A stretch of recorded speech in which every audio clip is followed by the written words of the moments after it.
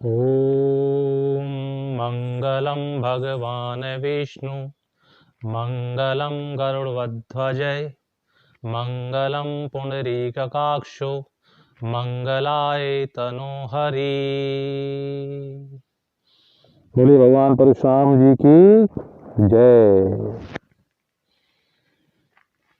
नमस्कार दोस्तों, मैं कैलाश पंडित सुपुत्र परम आदरणीय गुरु ज्योतिषाचार्य जी महाराज पंडित सोहनलाल शर्मा जी के आदेश से, उनके आशीर्वाद से आप सभी लोगों के सामने उस विषय को लेकर आ रहा हूं जिस विषय से न केवल हमारा देश बल्कि पूरी दुनिया परेशान है।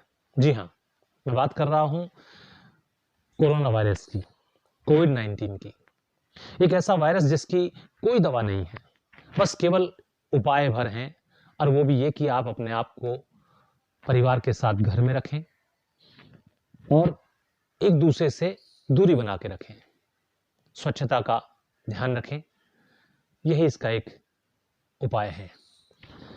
दोस्तों, चीन के वुहान शहर से जनवरी में जन्मा यह वायरस 30 मार्च 2020 को भारत पहुंचा।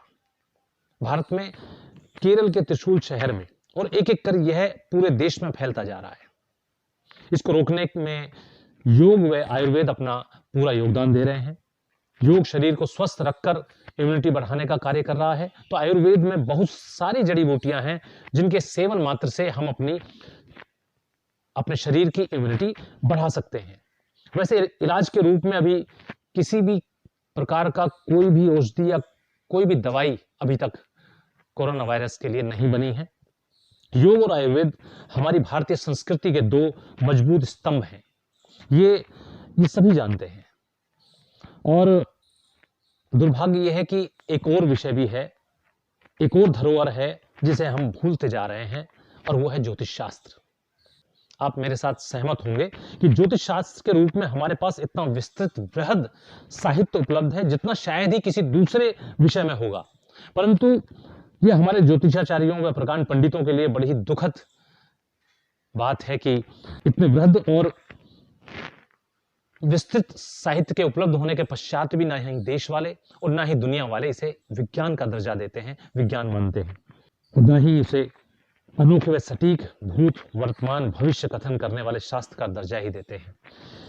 आज मेरा आप लोगों से निवेदन है, आप लोगों के सामने आने का यही मुख्य कारण है कि मैं देश व दुनिया पर आई कोरोना वायरस की महामारी के देश व विदेश में होने वाले फैलाव का मूल्यांकन करके उस पर परम आदरणीय गुरुवर ज्योतिषाचार्य जी महाराज पंडित सोहनलाल शर्मा जी महाराज के द्वारा तैयार की गई भूत वर्तमान व भविष्य जानने की एक अनोखी पद्धति, जो वैदिक कालीन ज्योतिष के ऊपर आधारित है, सोहन पद्धति, इसके द्वारा शोध करके लगातार आपके संपर्क में रहूंगा और आप तक उस शोध को पहुंचाता रहूंगा। मेरे शोध का आधार है सोहन पद्धति, जो ग्रह और नक्षत्रों पर आधारित है, जिसमें ना राशियां हैं और ना ही राहु केतु जैसे छाया ग्रह हैं। मैं जो भी भविष्यवाणी आज तक आप तक पहुंचाता आया हूं या आगे पहुंचाऊंगा, वह दिनांक के अनुसार, प्रतिदिन के अनुसार ग्रहों के नक्षत्रों में भ्रमण पर आधारित होगी। ग्रहों का नक्षत्रों में भ्रमण का एक समय निर्धारित है, उस समय के आधार पर मैं बताऊंगा, और इनका जो आधार है, इस समय का के मूल्यांकन करने का जो आधार है, वो है राजधानी पंचांग और एस्ट्रोसेज ऐप। मैं इन दोनों का ही हृदय से आभारी हूं, सहयोग करने के लिए इनका धन्यवाद करता हूं। आइए गुरुजी महाराज को ध्यान करते हुए और भगवान परशुराम को नमन करते हुए और भगवान भृगु जी को मन में बसाकर सोहन पद्धति के द्वारा कोविड-19 कोरोना वायरस किस प्रकार अपना फैलाव देश व दुनिया में कर रहा है और कैसे कैसे आगे करेगा, इसका पूर्वानुमान हम आपको ज्योतिष शास्त्र के अनुसार बताते हैं। मित्रों, मैं आपको इस महामारी के आरंभ को बताता चलता हूं कि यह प्रारंभ कहां से हुई। ज्योतिष की सोहन पद्धति के अनुसार इस बीमारी का जन्म 12 दिसंबर 2019 को वुहान शहर में हुआ। ध्यान देने वाली बात यह है कि मैं किसी भी चीज को दिनांक के अनुसार आपको बताता चलूंगा। 13 नवंबर से 26 नवंबर 2019 के बीच कृष्ण पक्ष था और पक्ष की शुरुआत ही कृतिका नक्षत्र से हुई थी। और एकादशी तिथि के क्षय होने से मृत्यु योग बना और 14 नवंबर को चित्रा नक्षत्र में इस वायरस ने अपना पहला शिकार बनाया, जिसके लक्षण जिसे कोविड-19 का पहला मरीज घोषित किया गया वो थी 8 दिसंबर। जहां चित्रा नक्षत्र उस समय मृत्यु योग के कारण मृत्यु कारक था, वहीं 8 दिसंबर में अश्वनी विपत्ति कारक समस्या प्रधान बना हुआ था, जिसके कारण यह समस्या उत्पन्न हुई। इसमें 12 दिसंबर को जिस समय चंद्र मृत्यु कारक नक्षत्र मृगशिरा में आया और उसी समय शुक्रदेव भी बीमारी कारक नक्षत्र उत्तराषाढ़ा में प्रवेश कर गए, आकर बैठ गए और 13 दिसंबर को सूर्यदेव की भी समस्या उत्पन्न करने वाले मूल नक्षत्र में विराजमान हो गए। ये शुक्र चंद्र व सूर्यदेव की तिगड़ी ने दुनिया में महामारी की शुरुआत की। असली परेशानी 26 दिसंबर से शुरू हुई दोस्तों, जब अनिष्टकारी ग्रह शनिदेव बीमारी देने वाले नक्षत्र उत्तराषाढ़ा में आके बैठ गए। मैं आपको बताता चलूंगा कि कौन ग्रह किस नक्षत्र में आकर बैठा। ग्रह अनिष्टकारी नहीं है, लेकिन नक्षत्रों में जिनमें जो आके बैठे हुए हैं, जो हमारे जन्म के अनुसार नक्षत्र हमारे कितने शुभ हैं, अशुभ हैं, सम हैं, अनिष्टकारी हैं या बहुत अति अनिष्टकारी हैं, उनका एक मूल्यांकन किया गया है। तो ग्रह जब जब उन नक्षत्रों में आके बैठेंगे, वो नक्षत्र हमारे लिए किस तरह का फल देने वाले हैं, उसके अनुसार वो फल देंगे। चीन ने WHO को 31 दिसंबर को पहले संदिग्ध मामले की सूचना दी।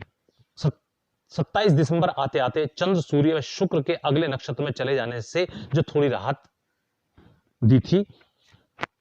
ये नक्षत्र जो अनिष्टकारी थे, लेकिन ये कुछ समय के लिए आते हैं और आगे बढ़ जाते हैं, क्योंकि चंद्रमा एक दिन में अपना नक्षत्र छोड़ देता है, बुध लगभग 3 दिन में, शुक्र लगभग 8 दिन में, सूर्य नारायण लगभग 13 दिन में, मंगल 20 दिन के अंदर। इस तरह से ये इतने दिनों के उपरांत अगले नक्षत्र में चले जाते हैं। तो जो राहत आगे नक्षत्र में जाने पर चंद्र सूर्य और शुक्र ने दी थी, वो राहत 3 जनवरी को शुक्र ने आगे बढ़कर मृत्यु कारक नक्षत्र में पहुंचने से शुक्र घातक नजर आने लगे।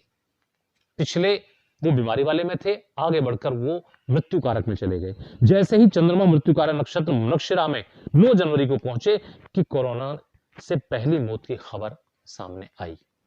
दोस्तों, सूर्य भी आगे बढ़कर 11 जनवरी को बीमारी वाले नक्षत्र उत्तराषाढ़ा में जाकर बैठ गए, जहां पहले से ही शनिदेव विराजमान थे।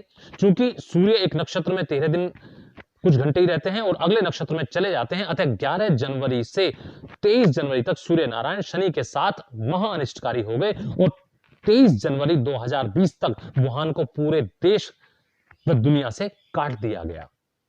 और उसके बाद में वायरस अपना दायरा बढ़ाता चला गया। दोस्तों, डॉक्टर लिवेन लियांग ही वो डॉक्टर थे, वे ही वो पहले डॉक्टर थे जो इस अनजान खतरे को भांप गए थे और बाद में उनकी इसी कोरोना वायरस के कारण ही मृत्यु भी हो गई थी। 31 जनवरी को इस महामारी का पहला मरीज भारतवर्ष में मिला, जो केरल के त्रिशूल शहर में पाया गया। यह महामारी केरल से पूरे देश में किस तरह से फैली, देश के अन्य शहरों तक किस तरह तक पहुंची, यह मैं जानकारी आपको अपनी अगली वीडियो में दूंगा। यदि आपने हमारे YouTube चैनल वैदिक साहित्य को अभी तक सब्सक्राइब नहीं किया है, तो मेरा आपसे हाथ जोड़कर निवेदन है कि कृपा करके उसे आप सब्सक्राइब करें, लाइक करें और शेयर करें, जिससे कि वो ज्यादा से ज्यादा लोगों तक हमारी ये बात पहुंच सके। और अपने विचारों से मुझे अवगत जरूर कराएं। कमेंट बॉक्स में जाकर आप कमेंट्स लिखें, अपनी राय मुझ तक जरूर पहुंचाएं। नमस्कार, धन्यवाद।